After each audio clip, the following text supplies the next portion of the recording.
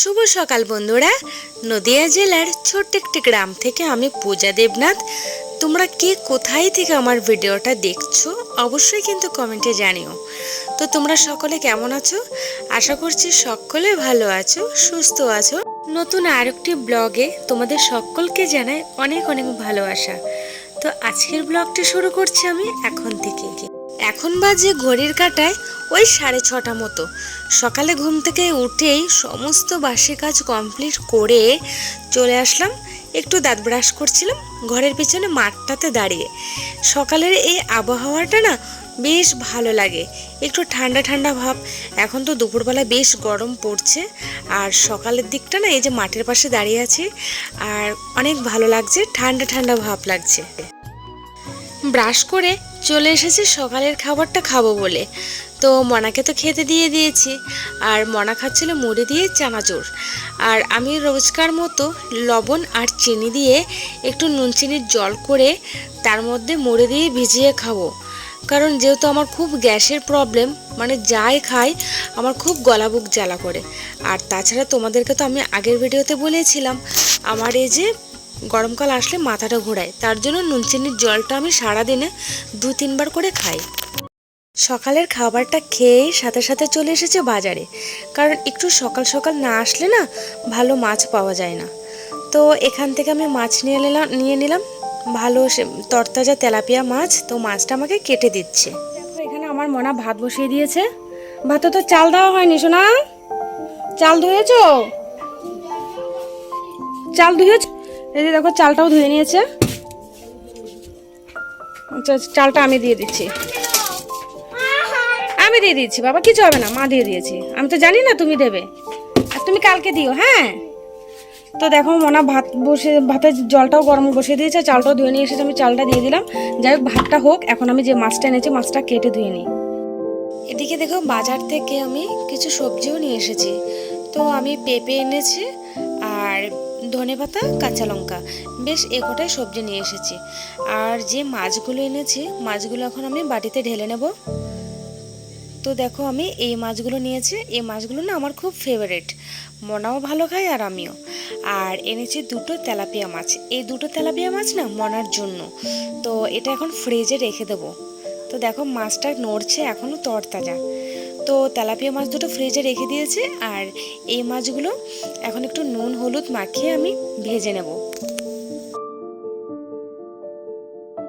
এদিকে দেখো আমি মাছটা ভাজা বসিয়েই মনাকে মাথাটা আঁচড়ে দেবো, কারণ ও একা একা স্নান করে রেডি তো হয়ে নিয়েছে, কিন্তু চুলটা একা একা আঁচড়াতে পারছে না, কারণ চুলে জট হয়ে আছে। আর বললাম না যে আমাদের কলের চুল খুব আয়রন, তার জন্য শ্যাম্পু করলে একদিন ভালো থাকে, পরের দিন আবার জট হয়ে যায়। তো এদিকে আমি মনাকে মাথাটা আঁচড়ে দিলাম।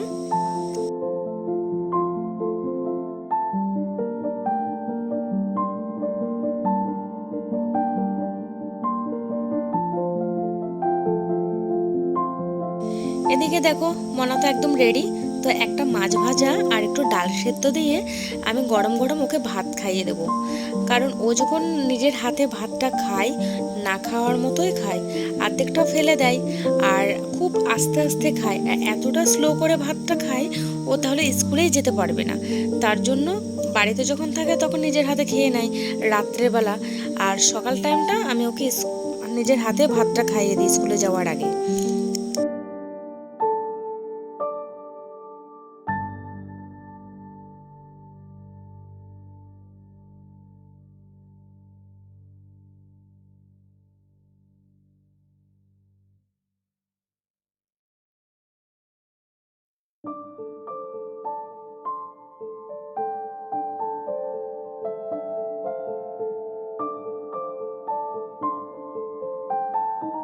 মনাকে তো খাইয়ে দাইয়ে স্কুলে পাঠিয়ে দিলাম, আর এখন আমি রান্নাটা করে নেব।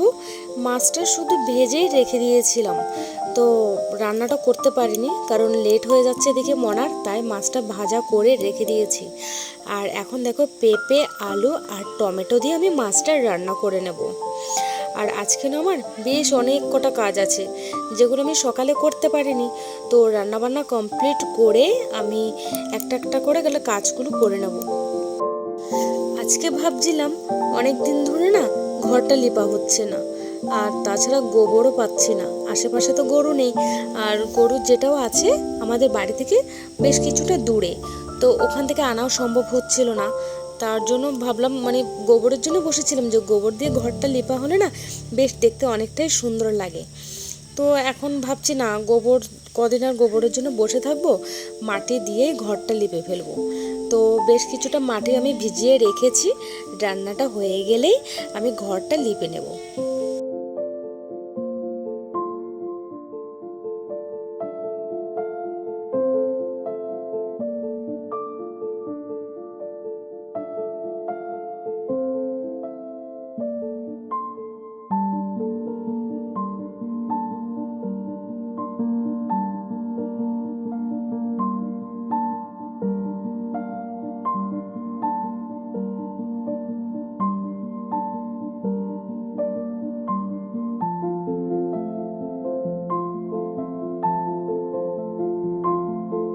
এদিকে দেখো ঘরটা লিপে আমি চলে এসেছি। এখন আমি বাইরে যে ডিলাগুলো আছে না, ডিলাগুলো লিপে নেব। ডিলাগুলো বেশ ভেঙে গেছে, তারপরে মানে শ্যাওলা পড়ে গেছে। তো ওই যে বললাম না, গোবর পাচ্ছিলাম না, গোবরের আশায় বসেছিলাম এতদিন। যাই হোক, আজকে মাটি ভিজিয়ে দিয়ে জল আর মাটি দিয়ে আমি ডিলাগুলো লিপে নিয়েছি। আর তার থেকে বড় কথা হচ্ছে কি জানো তো, আমি না কোনোদিন এই কাজগুলো করিনি। তার কারণ হচ্ছে, আমি যখন বাপের বাড়িতে ছিলাম, আমাদের বাপের বাড়িতে মানে নিচে স্নান করা ছিল, পাকা ঘর ছিল। তো তার জন্য আমার আর কখনোই ঘরটা লিপা হয়নি মাটি বা গোবর দিয়ে। আমি জানি না, আমার মা ভালো পারে কিন্তু আমি পারি না। তো যাই হোক, এখন এই জিনিসগুলো না মাঝে মধ্যে খুব কষ্ট হয় করতে। তার একটাই কারণ যখনই করি, আমার কাকিরা যখন মাটি দিয়ে গোবর দিয়ে ঘর লিপে না, ওদের মতো সুন্দর হয় না যখন আমি করি। তো আমার বেশ কষ্ট লাগে, কারণ কেন হয় না জানি না। ওরা কি সুন্দর গোবর আর মাটি দিয়ে ঘরটা লিপে, বেশ ভালো লাগে দেখতে।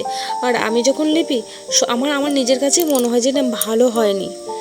তো কি করব বলো, আমি যেটুকু পারি সেটুকুই করার চেষ্টা করি। তো যাই হোক, আস্তে আস্তে আমি জানি করতে করতে শিখে যাব। তো এখন বাইরের দিকটা ঘরটা আর বাইরের দিকটা লিপে চলে এসেছি। আর এই যে ঘরের পাশে কিছুটা নারকেলের ছোবড়া আর পাতা ছিল, এগুলো আমার ছোটো কাকি শুকাতে দিয়েছিল। তো এগুলো আমি সাইড থেকে, মানে আমাদের টিনের পাশ থেকে সরিয়ে ওই সাইডে করে দেবো। তার কারণ হচ্ছে, আগের দিন না এই সাপ আমাদের ঘরে ঢুকেছিল, তো সাপটা বেরিয়ে পাতার মধ্যে ঢুকেছিল। ওই জন্য ভয়ে আমি আজকে পাতাগুলো এক সাইড করে রেখে দিলাম।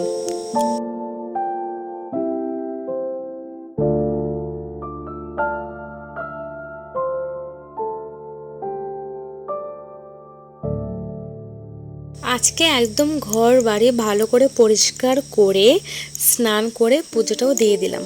তো মনা তো সকালে বাসনটা মেজে রেখেছিল, আর আমি শুধু স্নান করে পুজোটা দিয়েছি। আর আজকে দেখো আমার ঘরটা লিপেছি, মানে আমার কাছে তো বেশ ভালো লাগছে। কিন্তু হ্যাঁ, হয়তো আমার মা কাকিদের মতো হয়নি, কিন্তু আমি যে নিজে লিখতে পেরেছি না, আগের থেকেও মনে হচ্ছে একটু ভালো হয়েছে। আগে যখন আমি ঘর লিখতাম, এই পাশে লিখতাম, এই পাশে মাটিটা উঠে যেত।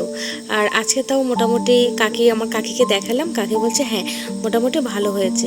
তো তুই যখন মাঝে মধ্যে এরকম লিখবি, লিখতে লিখতে দেখবি মানে অনেকটাই ভালো হয়ে যাবে। তো দেখো আমার ঘরটা এদিক দিয়ে পরিষ্কার করে বারান্দাটাও লিপে নিয়েছি।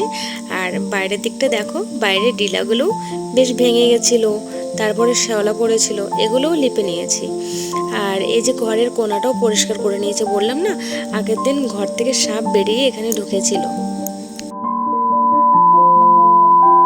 এদিকে দেখো, খাওয়া দাওয়া করে দুপুরবেলা একটু শুয়েছিলাম, তো শরীরটা একটু খারাপ লাগছিল, আজকে একটু কাজটা বেশি করা হয়েছে। তো যাই হোক, তারপরে ঘরের কাজগুলো তো করতেই হবে, যতই শরীর খারাপ হোক বা যতই যাই হয়ে যাক না কেন, আমাদের সংসারের কাজগুলো আমাদেরকে কমপ্লিট করতে হবে। তো আমি যদি শুয়ে থাকি, তাহলে আমার এই কাজগুলো পড়ে থাকবে, সে আমাকেই করতে হবে। তো যাই হোক, একটুখানি শুয়ে উঠেছিলাম, শুয়ে ওঠার পরে শর্ট ভিডিও বানিয়েছি। শর্ট ভিডিও বানানোর পরে বসে বসে বোতলগুলো পরিষ্কার করছিলাম, কারণ জল আনতে যেতে হবে। আজকে বেশ বললাম না 15-20 দিন বাড়িতে জল আসছে না, তো আমি যাব জল আনতে। তো আমি বোতলগুলো বেশ কদিন ধরে পরিষ্কার করব করাই হচ্ছিল না, বোতলগুলো বসে বসে পরিষ্কার করছিলাম। আর আমার পিসি আসছিল আজকে আমার কাকাদের বাড়িতে, তো এখানে পিসি এসে কথা বলছিল, কারণ পিসির শরীরটা অনেক খারাপ, আগের দিন ডাক্তার দেখে এসেছিল, সে কথাই বলছিল।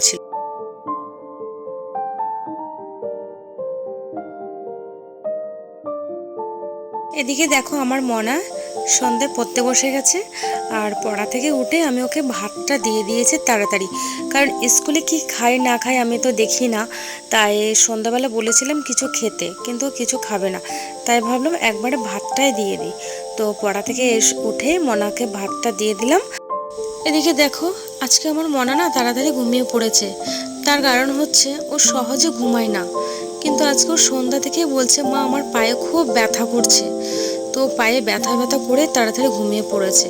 আর এদিকে আমিও আর খাওয়া দাওয়া করে হাত মুখ ধুয়ে চলে এসেছি, কারণ আমারও শরীরটা আজকে খারাপ লাগছে। তো বন্ধুরা আজকের ভিডিওটা আর বড় করব না, ভিডিওটা কেমন হয়েছে তোমরা আমাকে একটু কমেন্টে জানিও, আর কোনো ভুল ত্রুটি হয়ে থাকলে প্লিজ আমাকে ক্ষমা করে দিও। আমার পাশে থেকো, সবাই ভালো থেকো, সুস্থ থেকো, সকলকে টাটা।